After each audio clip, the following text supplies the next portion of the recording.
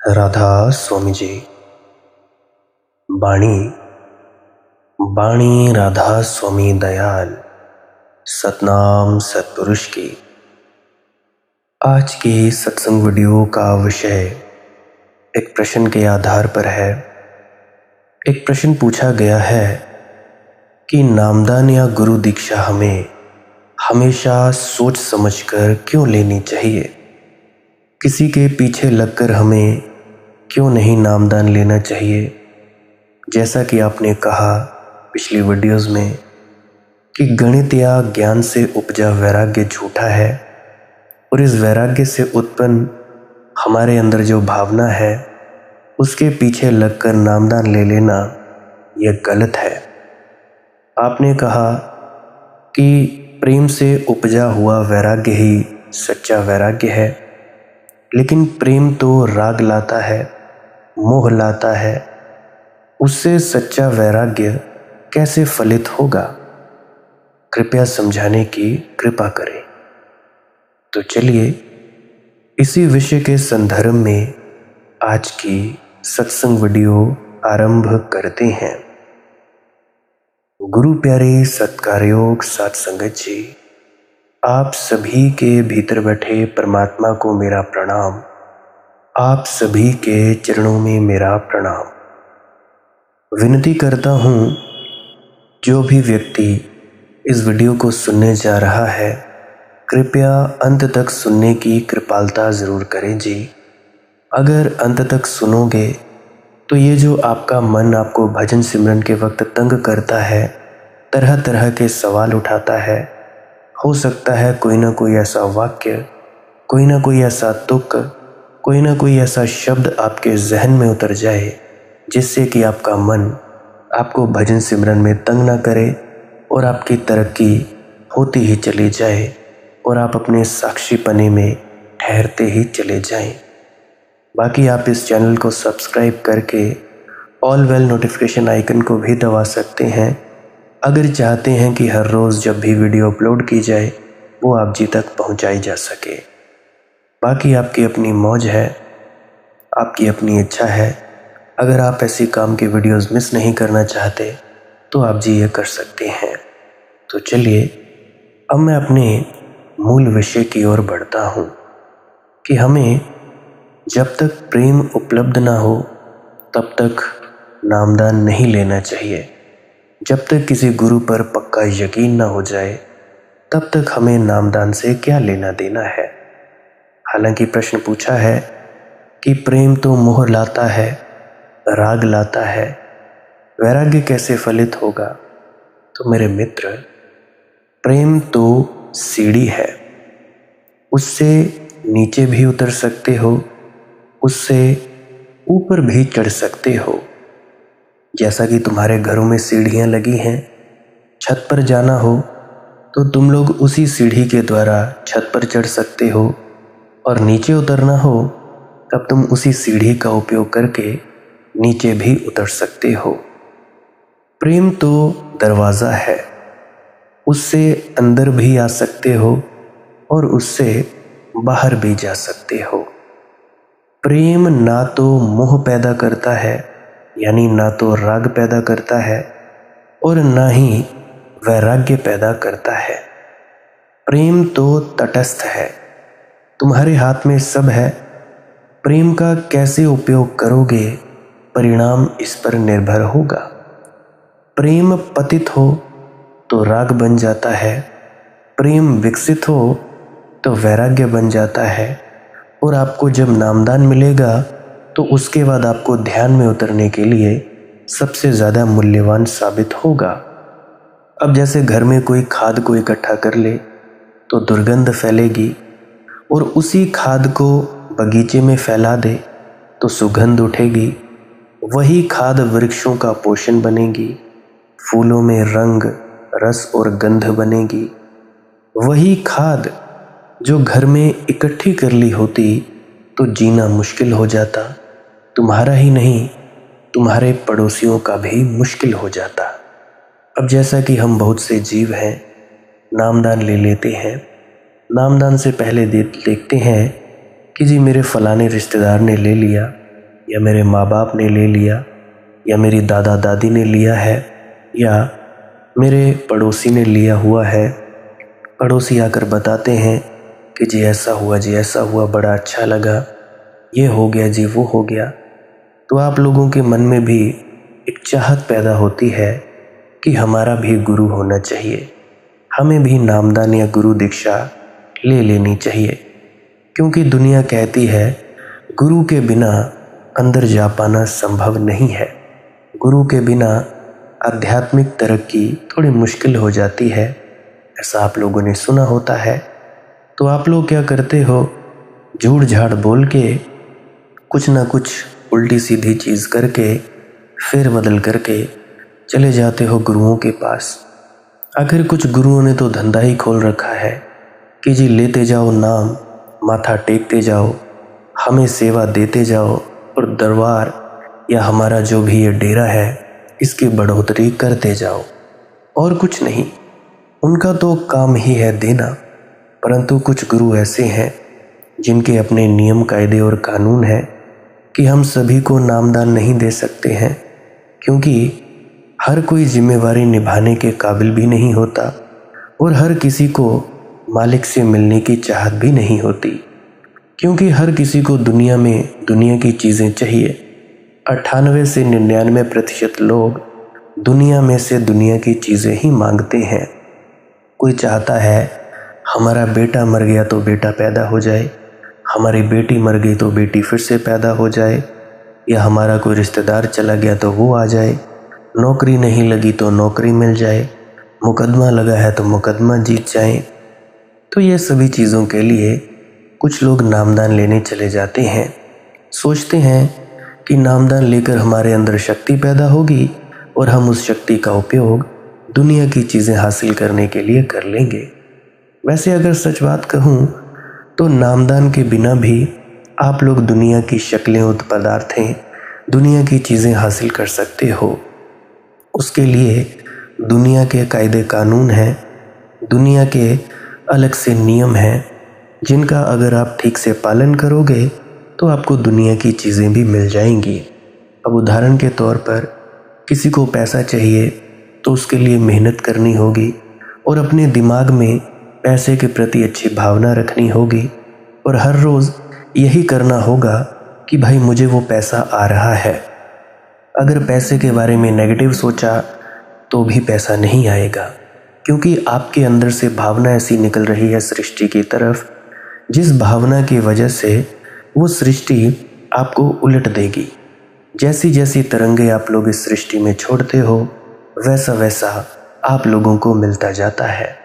दुख पा रहे हो तो दुख की तरंगे छोड़ रहे होगे, गरीबी है तो गरीबी की तरंगे छोड़ रहे होगे, अमीर हो तो अमीरी की तरंगे छोड़ रहे होगे, तुम पर कोई दया करता है तो तुम भी किसी पर दया करते होगे। बाकी सब कर्मों का लेन देन है, कर्मों का खेल है। किसी ने तुम्हारी मदद की, तुमने भी किसी की मदद की होगी। आज तुमको किसी ने पैसा दिया है, तुमने भी किसी न किसी को पैसा दिया होगा। आज तुम्हारी मुसीबत में कोई तुम्हारे साथ खड़ा है, तुमने भी किसी की मुसीबत में उसका साथ दिया होगा। तो मतलब क्या कहने का, इस दुनिया में जब भी कोई चीज़ पाता है वो अपना ही दिया हुआ पाता है। पैसा चाहिए, दान देना शुरू कर दो और काम करना शुरू कर दो। दौड़ो जितने दौड़ सकते हो, जितने हिसाब से दौड़ सकते हो। तुम लोग देखते होगे अमीर जिनको तुम कहते हो पैसे के मामले में, वो और ज़्यादा अमीर होते जाते हैं। क्यों? क्योंकि उनके दिमाग में पैसे के प्रति एक अच्छी भावना होती है। अच्छी भावना होने के कारण वे और ज़्यादा पैसा कमाते जाते हैं। जो गरीब पैसे के मामले में दिखते हैं वो पैसे को गालियाँ निकालते हैं कि पैसा बुरा है, पैसा 2 नंबर से ही कमाया जा सकता है, ये हो सकता है, वो हो सकता है।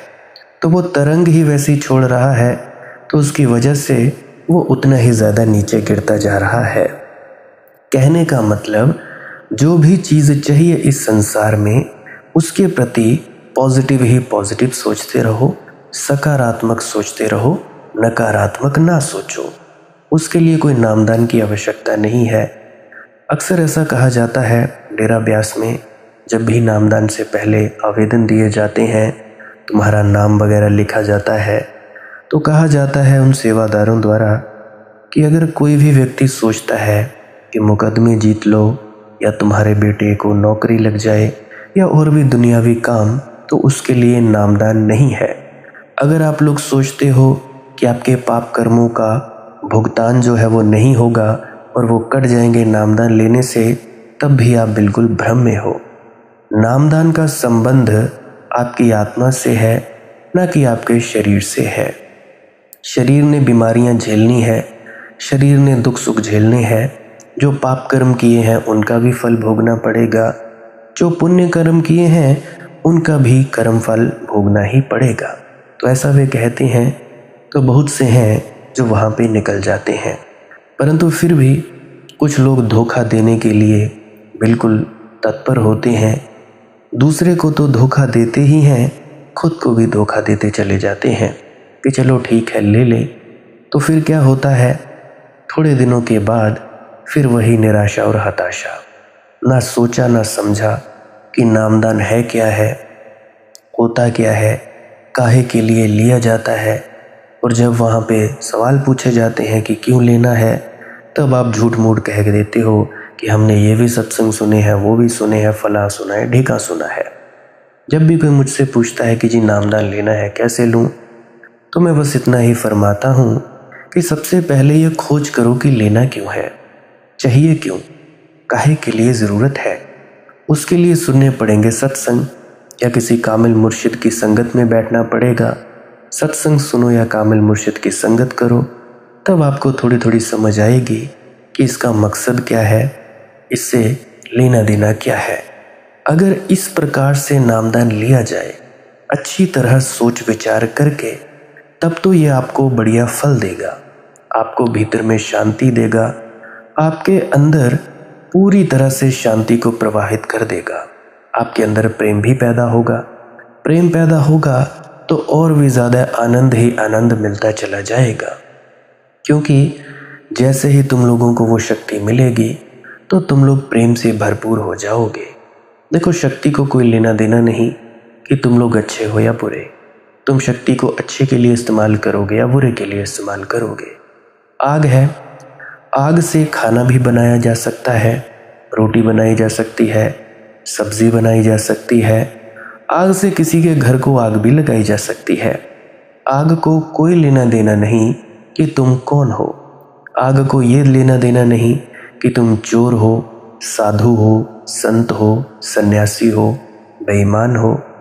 आग ने बस अपना धर्म निभाना है। आग का धर्म है जलाना, तो वो जलाती है। तो ठीक उसी प्रकार से बहुत से जीव हैं जो नामदान ले तो लेते हैं, परंतु उसके बाद उनकी सोच ठीक नहीं रहती और साथ में साधन अभ्यास भी करते रहते हैं। साधन अभ्यास करने से क्या होगा, जब शांति होगी थोड़ी बहुत, एक एक बूंद करके शक्ति पैदा होती है। शक्ति पैदा होगी तो वो क्या होगी शक्ति, अब उसको कुछ ना कुछ तो चाहिए, या तो उसको सीधे ढंग में ले जाओ या तो उसको उल्टे ढंग में ले जाओ। ये ऐसे ही है जैसे तुम दुनिया में पैसा कमाते हो। 1 रुपया, 2 रुपया, 100 रुपया, 1000 रुपया, 2000 रुपया, 10-10 हज़ार, 20-20 हज़ार, करोड़, 2 करोड़। तो उसी प्रकार से ये नाम की कमाई होती है। नाम की कमाई से मतलब, मेडिटेशन से मतलब, meditation means to do nothing. It doesn't mean you have to chant something and you have to do something. कहने का मतलब, ध्यान का मतलब है कि कुछ नहीं करना। जब तुम लोग कुछ नहीं कर रहे होते हो तो तुम्हारी शक्ति जागृत होती है और तुम्हारे आज्ञा चक्र पर आ जाती है। आज्ञा चक्र यानी तुम्हारी दोनों आंखों के बीच में, जिसको तुम लोग तीसरा तिल कहते हो, तीसरी आंख कहते हो। तो यहाँ पे शक्ति इकट्ठी हो जाती है। तो जैसा जैसा तुम लोग सोचते हो वैसा वैसा तुम लोगों के साथ होता जाता है। अब एक स्त्री थी, उसके 2-3 बच्चे थे। तो वो किसी महापुरुष की सेविका थी, महापुरुष से नामदान लिया था। मेरे ख्याल से शायद हाँ, बाबा फकीर चंद की सेविका थी। तो क्या हुआ, वो कहा करती थी कि भाई मेरे पति मेरा साथ नहीं देते। अब पति उनके काम करते थे, सुबह से लेकर शाम तक काम में और रात को सो जाना। तो वो बाबा फ़कीर चंद जी के पास आई कि बाबा, मेरे बच्चे मुझे ये भजन सिमरन नहीं करने देते। 3 बच्चे थे, तो वो अपने पति से कहती, तब भी वो नहीं मानते। तब बाबा फ़कीर चंद जी उससे पूछने लगे, क्या तेरी कोई सास है? कहने लगी, नहीं। क्या तेरी माँ? कहने लगी कि वो तो कभी की चलवसी। कहने लगे, तेरे पति? तो कहने लगी कि मेरे पति तो सुबह से काम पर जाते हैं और शाम पर आते हैं। तो वो तो चली गई। तो बाबा फ़कीर चंद अपने एक मित्र से बोल रहे थे सामने कि देखना, ये स्त्री अपने बच्चों को मार देगी। और वही हुआ। 6 महीने हुए, 8 महीने हुए, 10 महीने हुए और एक एक करके उसका एक एक बच्चा जाता गया। कैसे हुआ? फिर से वो उसके पास आई, बाबा फ़कीर चंद के पास, कि बाबा ये कैसे हुआ? कहने लगे कि तेरे अंदर इच्छा क्या थी? तेरे अंदर इच्छा यही थी कि ये बच्चे ना रहें, मुझे ये बैठने नहीं देते, साधन अभ्यास नहीं करने देते और ये मुझे तंग करते हैं और कोई साधन है नहीं तुम्हें, और वही चीज़ का कोई सहारा नहीं कि कोई व्यक्ति तुम्हारे बच्चे पकड़े। तो धीरे धीरे करके तुम्हारी ही इच्छा के हिसाब से तुम्हारे बच्चे मर गए और तुम अभ्यास करती हो त्रिकुटी पे। त्रिकुटी यानी पॉजिटिव, नेगेटिव एंड न्यूट्रल। एक स्थान है हमारे अंदर जिसको विजय शर्मा जी कहते हैं जंक्शन पॉइंट। वहाँ से कुछ भी कर सकते हो। सही करना हो सही कर लो, नकारात्मक करना हो नकारात्मक कर लो, वो आपकी मौज है। ये जितने भी लोग हैं तंत्र का प्रयोग करते हैं, तांत्रिक या जिनको तुम कुछ भी कहते हो, ये तीसरी आंख पर ज़बरदस्ती ऊर्जा को खींच लेते हैं। तीसरी आंख पर ज़बरदस्ती ऊर्जा खींचने की वजह से इनकी आंखों में एक डरावनापन होता है, देखा नहीं जाता। तीसरी आंख में ऊर्जा खींचते हैं, संकल्प की शक्ति से किसी का बुरा बुरा कर देते हैं। संतों की तीसरी आंख भी जागृत होती है, बड़ी प्यारी होती है, बड़ी कोमल, क्योंकि उसमें पॉजिटिविटी भरी होती है। तो ऊर्जा एक ही है। ये तुम लोग चाहो तो इसको सही कर लो, तुम लोग चाहो तो इसको गलत कर लो। अब तुम में से कई महिलाएं होंगी, कई बाप होंगे, कई पुरुष होंगे जो कहते होंगे ये तो मर ही जाए, इसका तो ऐसा हो ही जाए, ये हो जाए, वो हो जाए। तो तुम लोगों ने अक्सर देखा होगा कि तुम लोगों की जो कही गई बात है वो सत्य हो ही जाती थी, क्योंकि तुम लोग अभ्यास में बैठते थे और त्रिकुटी में जाकर हर चीज़ सत्य हो जाती है। तो सावधान, जो भी सोचना है उसको ढंग से सोचना, अपने आप को पॉजिटिव रखना। नेगेटिव रखोगे तो नेगेटिव ही नेगेटिव होता चला जाएगा। फिर तुम रोते हो, चिल्लाते हो कि बाबा जी ने हमारे साथ क्या किया। अरे बाबा ने कुछ नहीं किया, बाबा ने तो तुम्हें ताकत दी, तुम्हें तो बंदूक दी चलाने को, वो तो दी थी अपनी रक्षा के लिए, और तुम लोग लोगों को गिराने लगे जाने अनजाने में। तो यहीं पे महत्व आता है सत्संग का। सत्संग तुम लोग सुनते नहीं, नामदान ले लिया, अरे हमें अब क्या ज़रूरत है सत्संग सुनने की, जो देना था दे दिया। क्यों? क्योंकि बाबा जी की एक बात सुनते हो, जिन्हों देना सी मैं दे देता, 7 समुद्रा पार भी दे देना है, ये कर देना है। अधूरी बात सुनते हो। देने की बात वो क्या कहते हैं? अरे भाई, देने की बात कहते हैं कि तुम्हारे अंदर वो शक्ति का संचार होता रहता है, परंतु इसका मतलब ये तो नहीं कि तुम लोग सत्संग ना सुनो और कुछ भी उल्टा सीधा कर लो। उल्टा सीधा कर बैठते हो और उसका खामियाजा तुम लोगों को भुगतना पड़ता है। फिर बाद में रोते हो, चिल्लाते हो, हाय ऐसा क्यों हो गया, हाय वैसा क्यों हो गया। दोष देते हो तुम परमात्मा को या अपने गुरु को। कर्म तुम लोगों के खुद के अच्छे नहीं, दोष देते हो तुम लोग अपने परमात्मा को या गुरु को कि बाबे ने मेरे साथ अच्छा नहीं किया, परमात्मा मेरे साथ ही बुरा क्यों करता है। मैं कहता हूँ, ना तो परमात्मा कुछ अच्छा करता है ना बुरा करता है, और ना ही कुछ गुरु बुरा करता है और ना ही गुरु कुछ अच्छा करता है। वो तुम्हें ताकत देता है, जिस जिस नियम के अनुसार तुम उस ताकत का इस्तेमाल करते हो, उसकी प्रकृति के अनुसार तुम्हें उसका फल मिलता जाता है। मिर्ची बो दोगे मिर्ची पाओगे, आम का वृक्ष बो दोगे आम पाओगे। हालांकि वक्त लग सकता है। तो ये दुनिया कर्मों की दुनिया है। तो मैं कहता हूँ, नामदान के बाद अवश्य सत्संग सुना करो। सत्संग में सोझी पैदा होती है। सत्संग में जाकर आपका जो मन है उसको ठोकर लगती रहती है और आपके अंदर एक इंस्पिरेशन जगती है कि चलो ठीक है, हम सुनते चले जाएंगे तो इससे हमारा फायदा होगा। दिन प्रतिदिन धीरे धीरे धीरे धीरे ठोकर लगती रहे, तुम्हारे अहंकारों को चोट लगती रहे तो तुम्हारा अहंकार धीरे धीरे धीरे टूट ही जाता है। अब पत्थर होता है, पत्थर पर 10 हथौड़े मारे, अब 10वें हथौड़े पर वो टूटा। अब तुम लोग इसका निर्णय नहीं कर सकते कि पत्थर पहले हथौड़े से टूटा या 10वें हथौड़े से टूटा। पत्थर तो हर हथौड़े के साथ टूटता ही चला गया, क्योंकि पत्थर तो टूटना ही था। उसी प्रकार से हमारे जो भीतर ताकत है, हमें उसको संभाल कर रखना चाहिए। अगर संभाल कर नहीं रखोगे तो भाई क्या करोगे?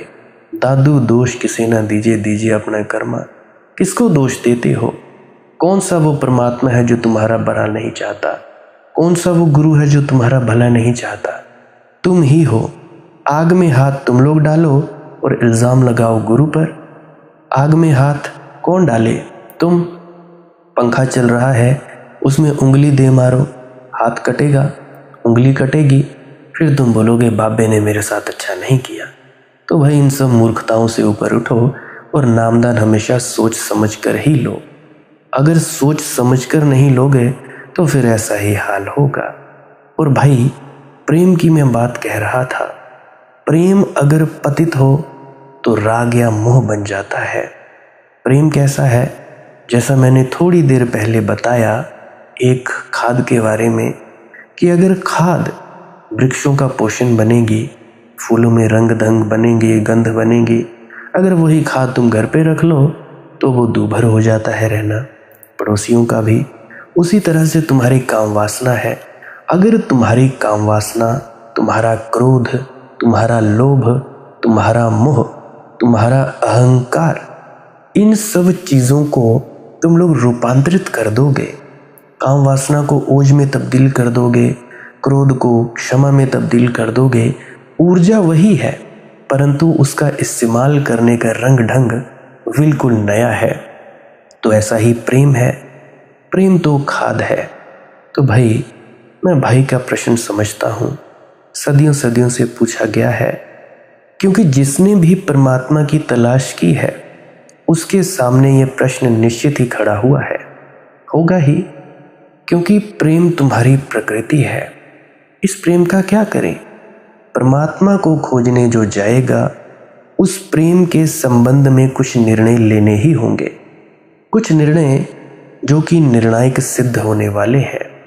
या तो उसे तय करना होगा कि मैं प्रेम को दबाऊं, क्योंकि प्रेम से मोह पैदा होता है, राग पैदा होता है, और जिसने दबाया प्रेम को उसने भर लिया अपना भवन खाद से।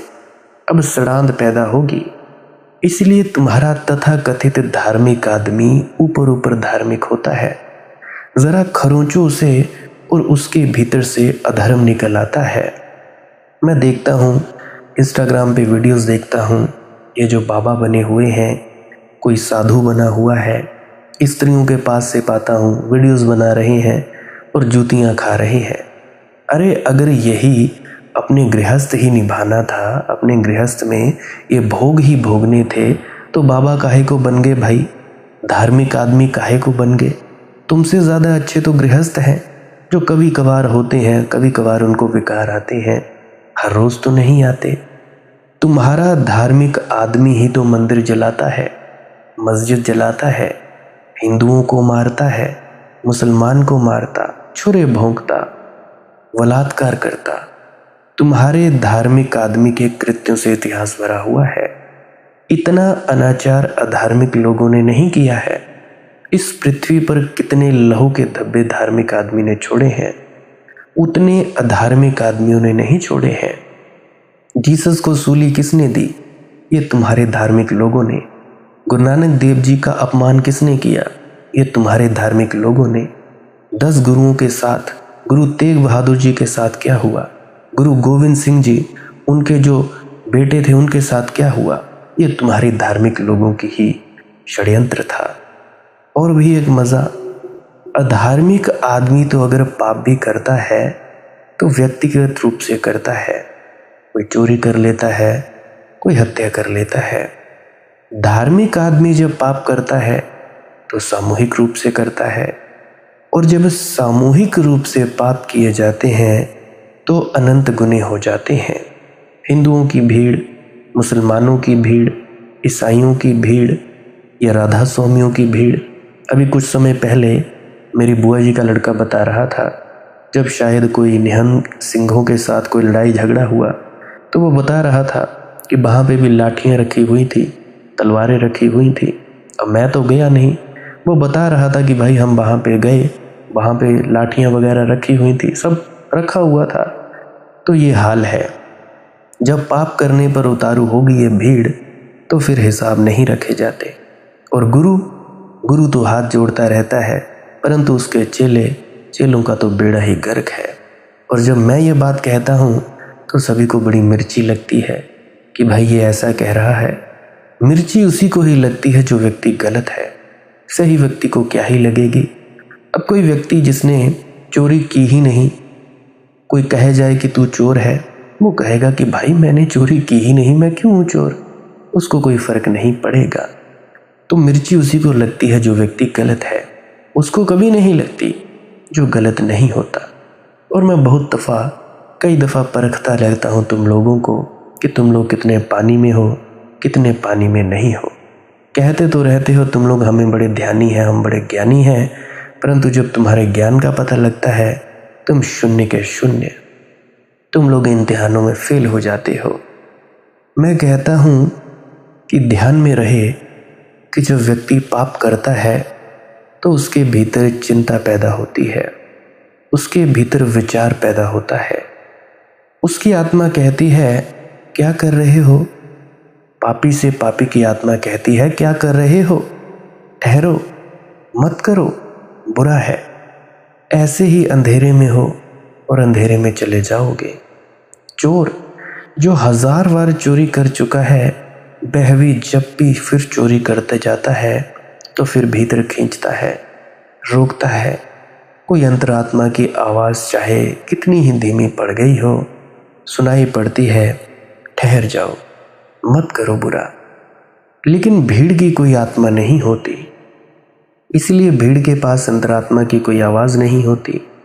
जब हिंदुओं की भीड़ मस्जिद को जलाती हो, जब मुसलमानों की भीड़ मंदिर को तोड़ती हो, तो मनोवैज्ञानिक कहते हैं कि भीड़ में जुड़े हुए व्यक्ति को उत्तरदायित्व का बोध मिट जाता है।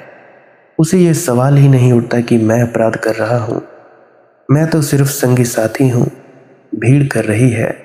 और भीड़ अच्छे लोगों की है, पंडित, पुरोहित, मौलवी, पादरी, ये सब उसके नेता हैं। मैं तो सिर्फ चलने वाला एक अनुयायी मात्र, धर्म युद्ध में लगा हूँ, जिहाद कर रहा हूँ।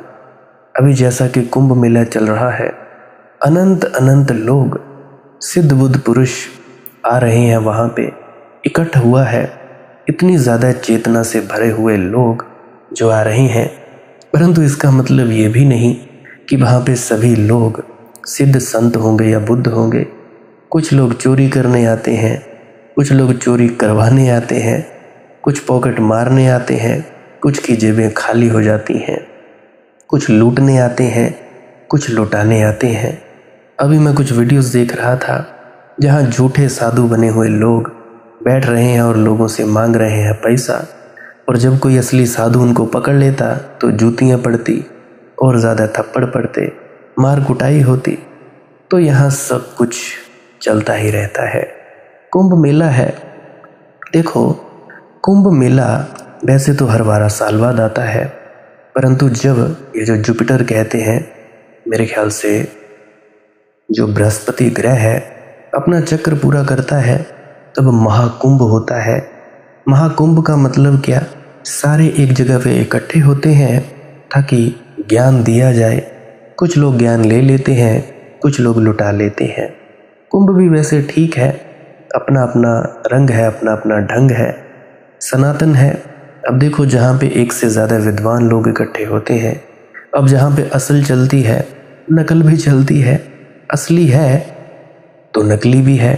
अगर नकली सिक्का बाजार में चलता है तो उसका ज़रूर ये प्रमाण है कि असली सिक्के भी चलते हैं।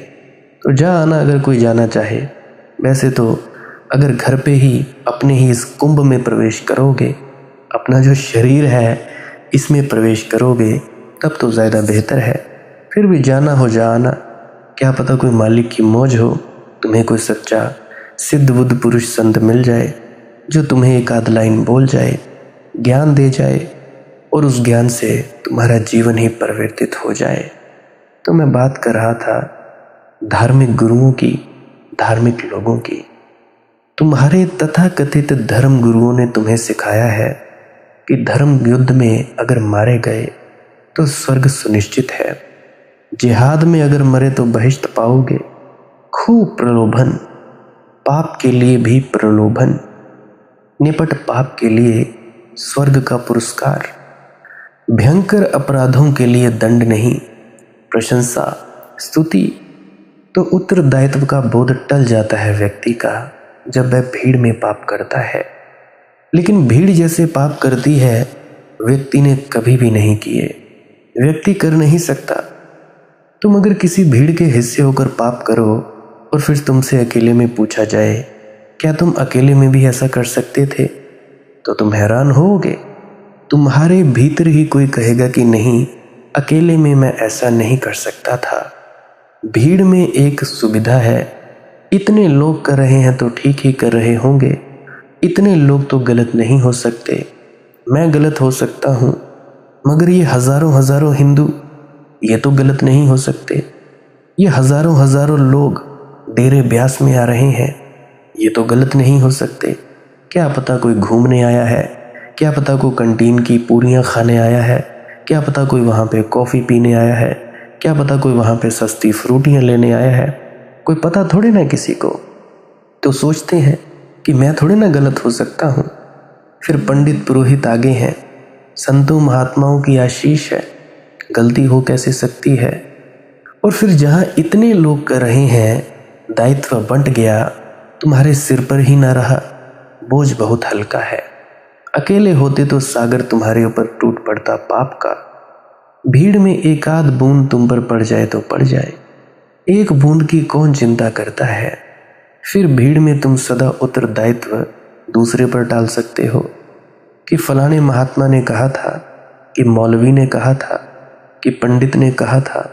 अभी हाल ही में एक मैंने वीडियो देखी इंस्टाग्राम पर, ये जो खुद को आचार्य कहलाते हैं प्रशांत, उसके बोर्ड वगैरह लगा के, किताबें वगैरह लगा के कह रहे थे जी कुंभ ये है, ढोंग है, पाखंड है, अंधविश्वास है। तो वहाँ के लोगों ने पीट दिया। देखो क्या बुरा हाल है, ना जान ना पहचान, ना जांच ना परख, कुछ भी नहीं। कहते हैं कि भाई उस फलाने आचार्य ने कहा था, उस पंडित ने कहा था। मैं क्या करूं, मैंने तो सिर्फ माना, मैंने किया नहीं, मैंने तो आदेश का पालन किया। और जूतियां खा के आ जाते हैं, पिट पिटा के आ जाते हैं।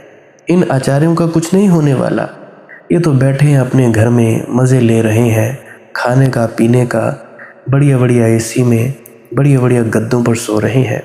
मरता कौन है, मरता है आम आदमी या तुम जैसे मूर्ख लोग जो इन लोगों के पीछे लगकर एक दूसरे को गालियां निकालते हैं। बात याद आती है मुझे डिवाइड एंड रूल की, कि अगर किसी देश का भविष्य खराब करना हो तो उसको रिलीजन के तौर पर, धर्म के तौर पर लड़ा दो।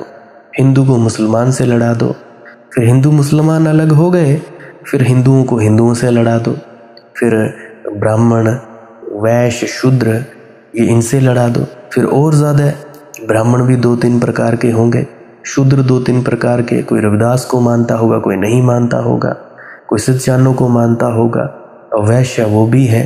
तो तरह तरह से तोड़ देते हैं।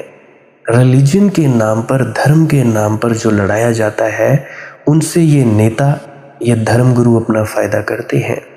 असली मकसद से तुम्हें भटकाते हैं और नकली मकसद पर तुम लोगों को लेके जाते हैं। फरमाते हैं ये कि भारत तो धर्मगुरु बनने जा रहा है। क्या खाक धर्मगुरु बनेगा? हवा तो यहाँ की साफ़ नहीं है, पानी यहाँ का साफ़ नहीं। दिल्ली में जाकर देखो कितना बुरा हाल है। अरे दिल्ली का तो छोड़ो, लुधियाना का, इस पंजाब का क्या बुरा हाल है। अब तो हिमाचल में, मैं ऊना में रहता हूँ, यहाँ का जो पोल्यूशन है, पोल्यूशन इंडेक्स है, वो भी बहुत हाई है। यहाँ की हवा भी गंदी होती जा रही है।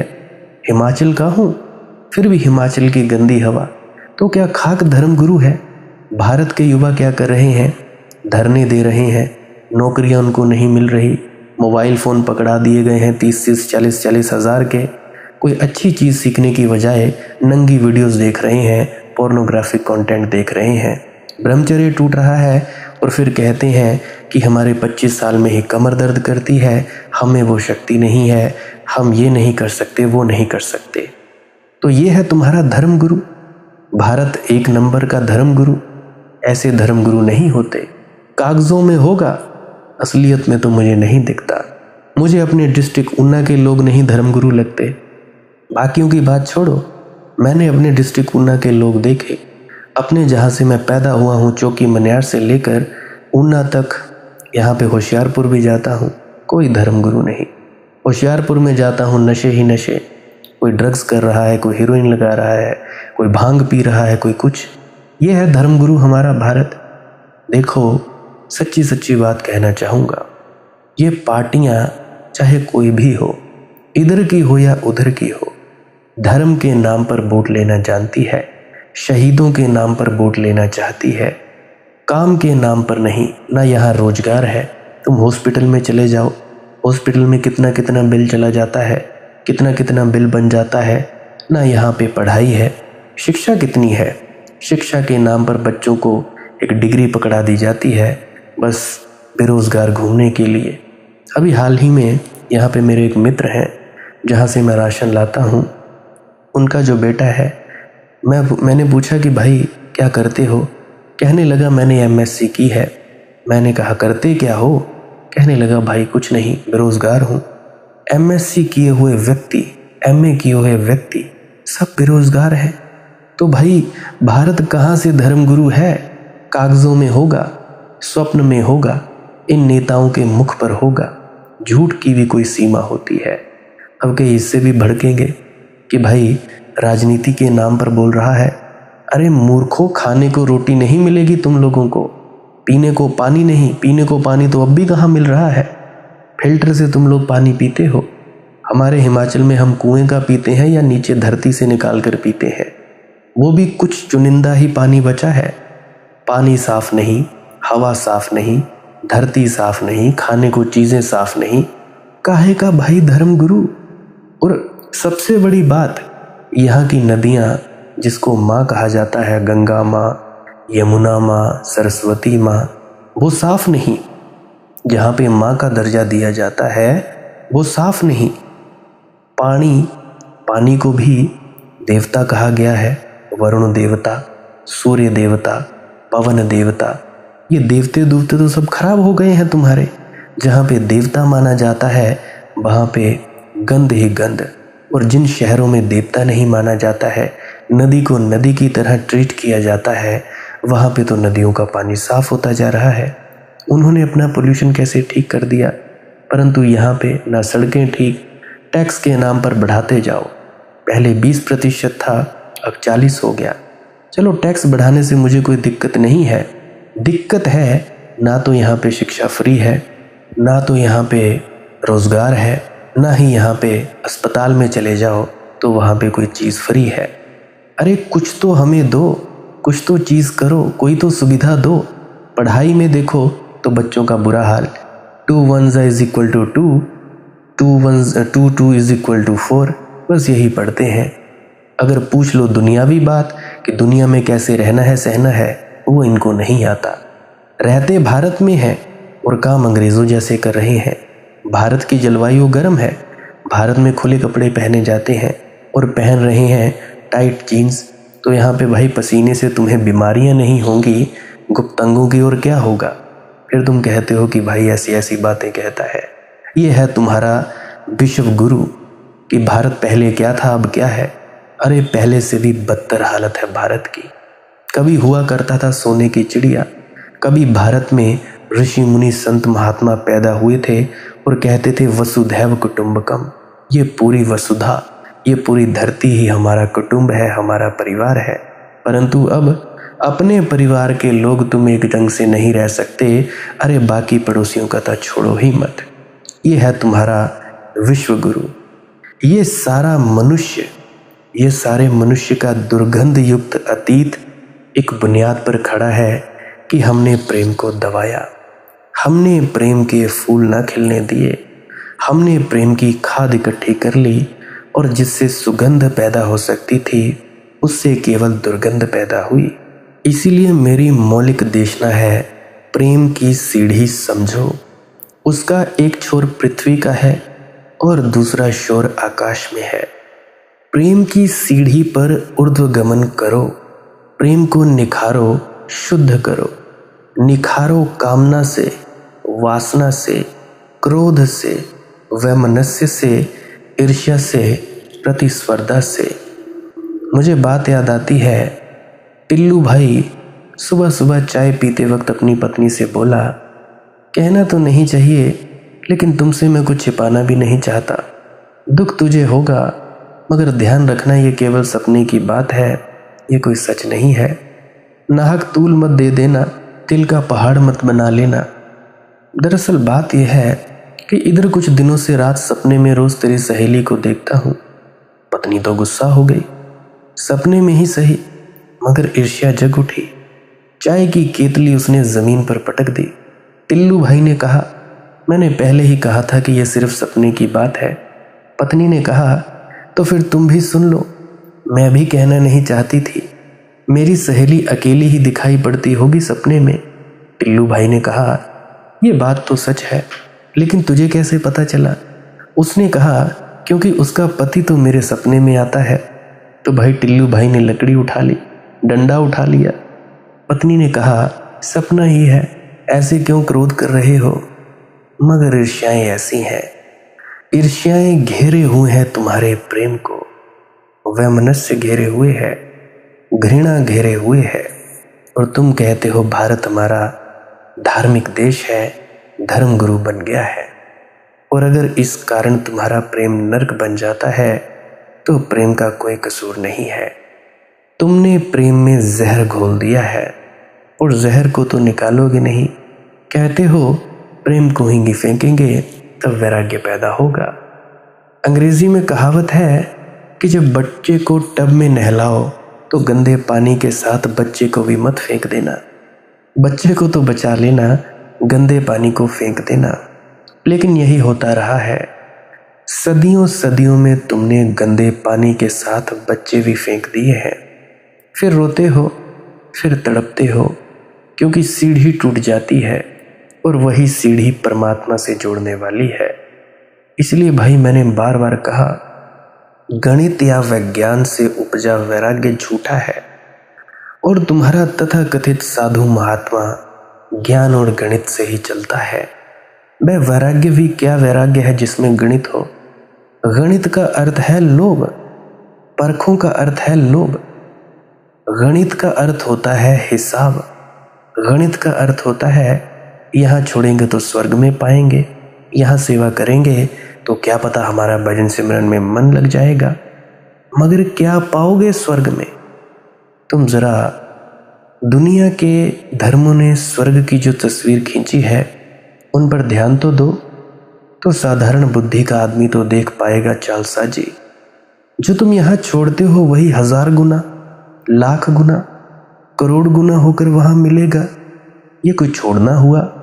यहाँ तुमने एक पत्नी छोड़ी और वहां अप्सराएं पाओगे, और पत्नी तो तुम्हारी साधारण पत्नी थी, हड्डी मांस मज्जा की देह वाली थी। अप्सराएं स्वर्ण काया की हैं, उनकी देह से पसीना नहीं बहता, इत्र झरता है और वे कभी बूढ़ी नहीं होती। उनकी उम्र जो अटकी है 16 पर 100 अटकी ही है।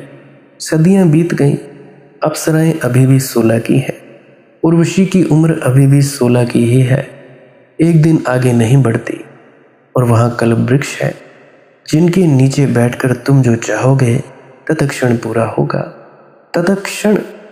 इस जगत में तो कुछ चाहो तो फिर श्रम करना होता है, वर्षों प्रतीक्षा करनी होती है, फिर भी मिलेगा या नहीं मिलेगा यह पक्का नहीं। क्योंकि और भी प्रतिस्पर्धी हैं और भी लोग उसी को पाने चले हैं, लेकिन कल्प वृक्ष के नीचे तत्क्षण समय नहीं लगता। इधर चाहा उधर हुआ। मुझे कहानी याद आती है, सदगुरु ओशो सुनाया करते थे कि एक आदमी भूला भटका स्वर्ग पहुंच गया। तो वह आदमी भूल चूक से स्वर्ग पहुंच गया था, थका मांदा था, एक वृक्ष के नीचे लेटा। उसे क्या पता कि यह कल्प वृक्ष है। जब लेटने लगा, कंकड़ पत्थर थे, ऊबड़ खाबड़ जमीन थी। सोचा कि इतना थका हूं कि इस समय अगर सोने के लिए एक सुंदर शैया मिल जाए तो ठीक से विश्राम हो जाता। ऐसा उसका सोचना ही था कि एकदम जैसे शून्य से एक सुंदरतम बेड प्रकट हो गया। सम्राट जिसको देखकर तरस जाए, अंबानी भी तरस जाए। मैं इतना थका मांदा था कि उसने ये सोचा भी नहीं कि यह कहाँ से आया बेड, कैसे आया। तो वह तो गिर पड़ा और सो गया। जब 2 घंटे 3 घंटे बाद सुस्ता लिया, आंख खुली, बहुत भूख लगी थी। सोचा कि इस समय अगर खास बढ़िया बढ़िया भोजन मिल जाए, कहीं कोई पास में कोई होटल रेस्टोरेंट हो तो यहाँ कोई दिखाई भी नहीं पड़ता। ऐसी भूख मेरे जीवन में कभी न लगी थी। उसका ऐसा सोचना था कि एकदम थालियों पर थालियां लिए अप्सराएं उपस्थित हो गई। थोड़ा शक हुआ, मगर भूख इतनी थी कि जल्दी से वह भोजन करने में लग गया। जब भोजन कर चुका, विश्राम कर चुका, तब उसे ख्याल आया कि यह मामला क्या है।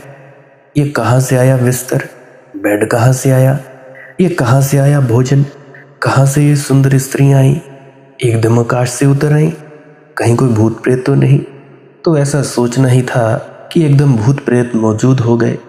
भूत प्रेतों को देखकर उसने कहा, मारे गए।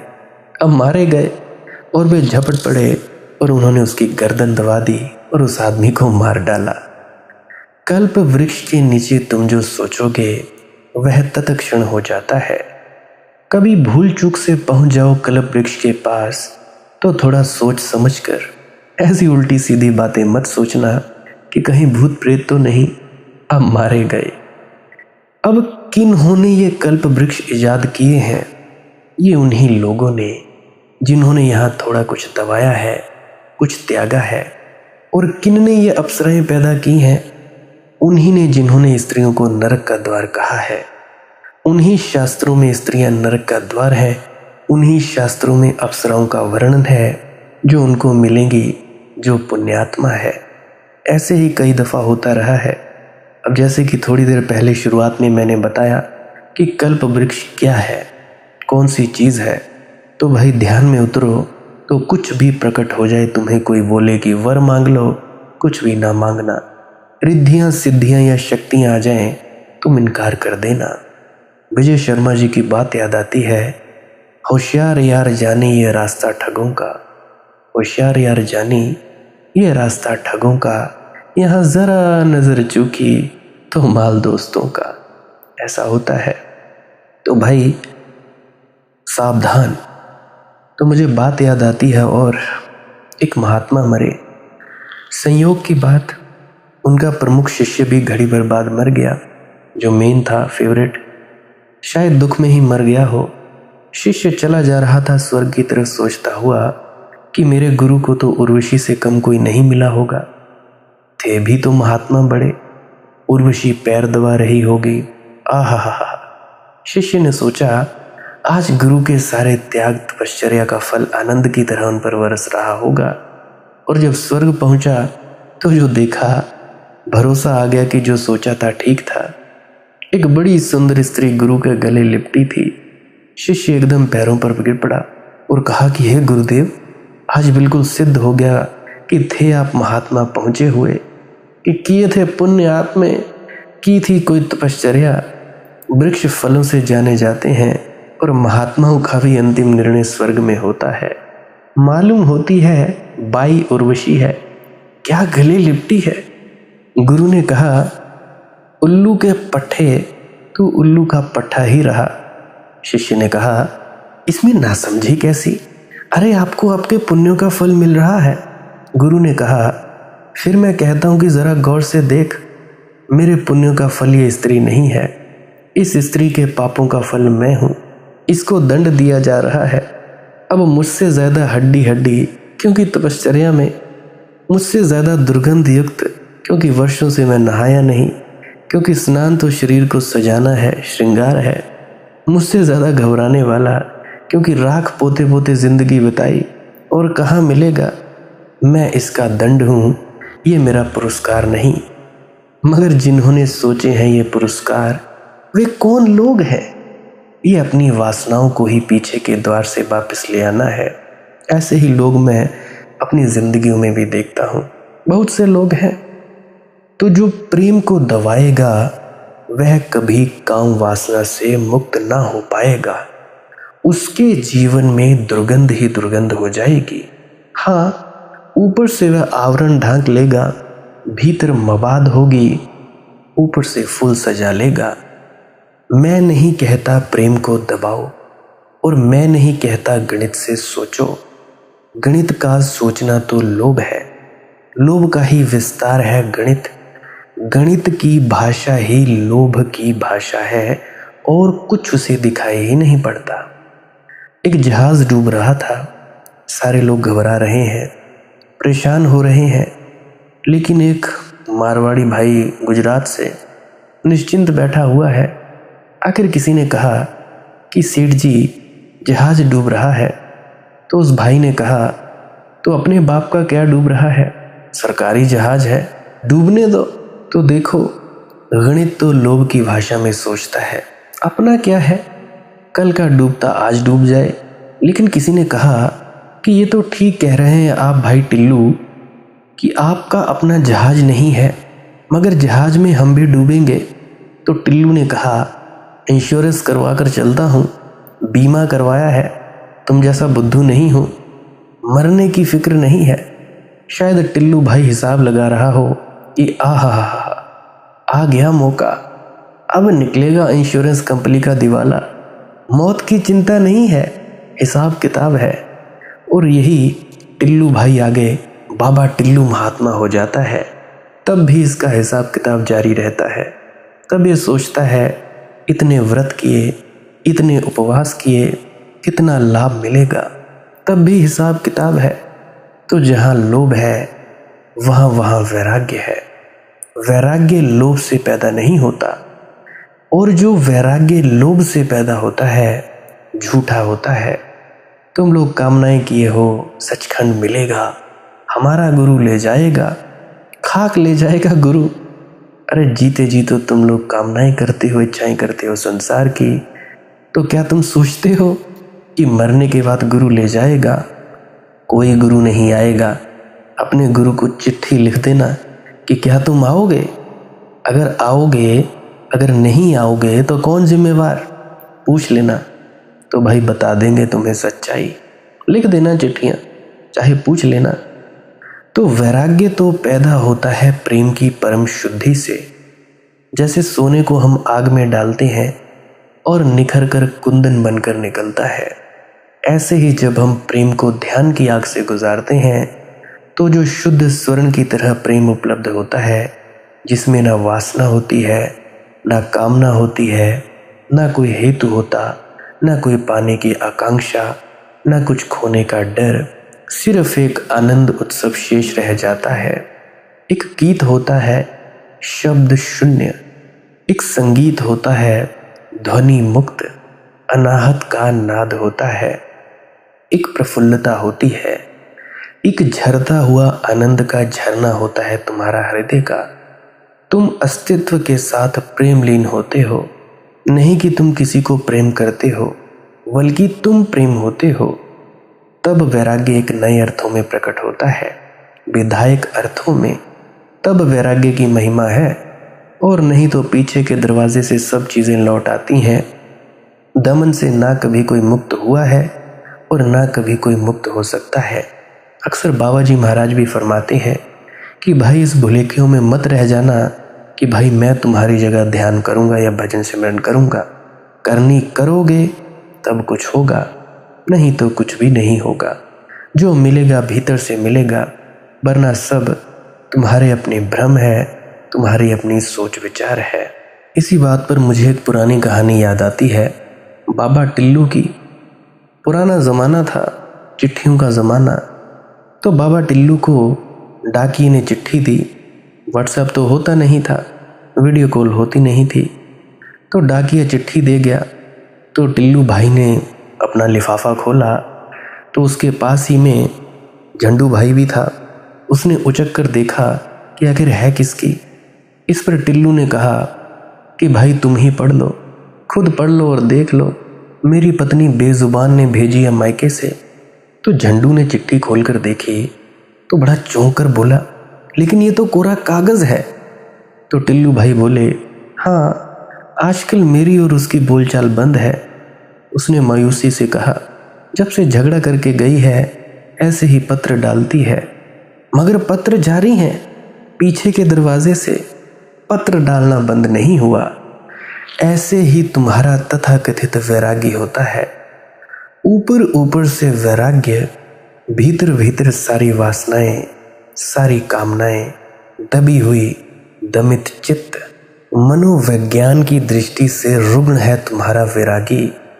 मैं जिसे वैराग्य कह रहा हूं वह स्वस्थ वैराग्य है, और वह तो प्रेम से ही पैदा हो सकता है, क्योंकि प्रेम तुम्हारे भीतर जो श्रेष्ठतम है उसी की अभिव्यक्ति है।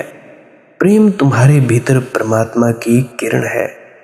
प्रेम तुम्हारे भीतर प्रार्थना का बीज है। इस बीज को बो, सींचो, पूरी तरह से सींच सींच कर याद करो। अंसुअन जल सींच सींच प्रेम बेल बेई, स्मरण करो मीरा को, और ऐसे ही प्रेम से नहीं सींची जाएगी ये प्रेम की बेल। अंसुअन जल सींच सींच प्रेम बेल बोई। जिस प्रेम की बात मीरा ने की है उसी प्रेम की बात मैं भी कर रहा हूं। आंसुओं से सींचो इसे, अपने प्राणों को ढाल दो, मिट जाओ प्रेम में, और तुम्हारे भीतर वैराग्य का फूल खिलेगा, सहजल कमल खिलेगा। तब तुम संसार में रहोगे और संसार के बाहर जल में जैसे कमल तैरे, कहीं भागना ना होगा, पलायन ना करना होगा। जीवन को उसकी परम गहराई में जीने की क्षमता आएगी, क्योंकि परमात्मा जीवन की गहराइयों में छिपी है। भगोड़ों को नहीं मिलता, जो भागा वह चूका। परमात्मा मिलता है जागने से, भागने से नहीं। और प्रेम जिस भांति जागता है और जगाता है, कोई और चीज नहीं जगाती। पलटू साहिब जी के वचन। पलटू जी बार बार कहते हैं कि जब से प्रेम उठा है तब से नींद खो गई, जब से प्रेम जगा है तब से कैसे नींद, पता नहीं कब आ जाए मालिक, किस क्षण द्वार पर दस्तक दे दे। कभी प्रेम में किसी की परीक्षा की है? तो ऐसा क्यों होता है कि जब प्रेम में होते हो तब नींद प्यास खो जाती है? मेरे ख्याल से वक्त ज़्यादा हो गया है, 1 घंटे के करीब करीब। इसके बारे में कल की वीडियो में बात करेंगे। आज के लिए बस इतना ही। भजन सिमरन करते रहिए, ध्यान में डूबते रहिए, कुछ ना करते रहिए, श्वास क्रिया ज़रूर करिए, उससे आपका फ़ायदा होगा। भजन सिमरन करो ना करो, सांस क्रिया ज़रूर किया करो। आपके स्वास्थ्य के लिए भी अच्छा है, आपके आध्यात्मिक जीवन के लिए भी अच्छा है। बाकी आपकी अपनी मौज है, करना हो तो करो, नहीं तो मौज है। करोगे आपके लिए फ़ायदा है, मेरे लिए क्या है, मुझे तो जो मिलता है वो मिलता ही है। बाकी ध्यान में डूबते रहिए, यही प्रार्थना करता हूँ। आप लोग अपने भीतर चले जाएं, अपने आप को पहचान लें और खुश रहें, आनंदित रहें। भजन सिमरन क्या है? भजन और सिमरन 2 अंग हैं। सिमरन है कुछ शब्दों का जाप करना जो आपको आपके सद्गुरु द्वारा बताए जाते हैं। कोई भी जाप हो सकता है, कोई भी शब्द हो सकते हैं। करना क्या है? किसी कमरे में बैठ जाइए, या रात को बैठ सकते हैं, सुबह बैठ सकते हैं, या जब भी आपको फुर्सत के लम्हे मिले बैठ सकते हैं। तो जब बैठें तो शरीर को बिना हिलाए डुलाए बैठना है। जो बैठ नहीं सकता तो वो लेट जाए, जो चौकड़ी नहीं मार सकता वो टांगे सीधी कर ले। कोशिश ये रहनी चाहिए कि ज़्यादा से ज़्यादा वक्त शरीर को बिना हिलाए डुलाए बैठा जाए। उसके बाद अपने शब्दों का जाप शुरू कर दें। आंख बंद रखें, आंखों पर ज़्यादा जोर नहीं लगाना है, कोई कष्ट नहीं देना है। नहीं तो सर में दर्द होगा और फिर आप लोगों को परेशानी हो सकती है। तो आपने क्या करना है, चुपचाप शांत होकर बैठे रहना है, शब्दों का जाप शुरू कर देना है। जितनी देर भी आप करना चाहो, आधा घंटा, पौना घंटा, 10 मिनट, 15 मिनट, या जितनी भी आपको आपके सदगुरु द्वारा दिया गया निर्देश है, जितना निर्देश है उसका पालन कीजिए। और उसके बाद दूसरा स्टेप करना बड़ा ही ज़्यादा ज़रूरी है। वो क्या है, वो उसी अवस्था में बैठे रहें या आसन भी बदल सकते हैं। ये जो शब्दों का जाप होता है ये एकाग्रता के लिए होता है, ताकि मन की एकाग्रता आ जाए। और जब मन की एकाग्रता आ जाए फिर दूसरा कदम क्या है, धुन सुनने के लिए बैठना। चुपचाप बैठे रहें, आंख बंद है, शब्दों का जाप बंद कर देना है। और अगर कोई भी आपके गुरु महाराज है, उनको आप स्मरण कर रहे थे, याद कर रहे थे, आंखों के सामने शक्ल ला रहे थे, तो उसको लाना बंद कर दीजिए। शब्द धुन सुन रही है तो सुनते रहिए, आंख बंद करके अंधेरे में ही टिके रहें। टिके रहना है और ये इच्छा नहीं करनी है कि कुछ दिखे, कहीं पहुंचा जाए, परमात्मा को पाना है, ये करना है, वो करना है। याद रखें, ना कुछ समझना है, ना कुछ देखना है। ऐसे ही अज्ञानी होकर इसी अंधेरे में पड़े रहें। इसी अंधेरे में पड़े रहना है बस। उसके बाद जो होगा सो होगा। और अगर कोई अनुभव हो भी गया तो इससे ये नहीं कि अगली बार फिर से कामना करनी है कि ये वैसे ही हो। कामना ही सबसे बड़ी अड़चन है, इच्छा ही सबसे बड़ी अड़चन है, किसी चीज की तृष्णा करना ही सबसे बड़ी अड़चन है, मांग ही वासना है। अगर परमात्मा चाहिए तो कुछ नहीं मांगना है, चुपचाप बस बैठो, अपने आराम में बैठो, अपने विश्राम में बैठो। धीरे धीरे धीरे वो होगा जो होना चाहिए। अगर मैं ज़्यादा बोलूँगा तो आप लोग फिर से उसकी कल्पना कर लोगे कि जी ऐसा होता है, खंड ब्रह्मांड ऐसे होते हैं, चांद तारे दिखेंगे, फलाना ठिकाना। तो मैं ऐसा नहीं कहूँगा, मैं बस इतना कहूँगा, जो कुछ दिखता है, कुछ भी दिख जाए, वो मन है, वो माया है।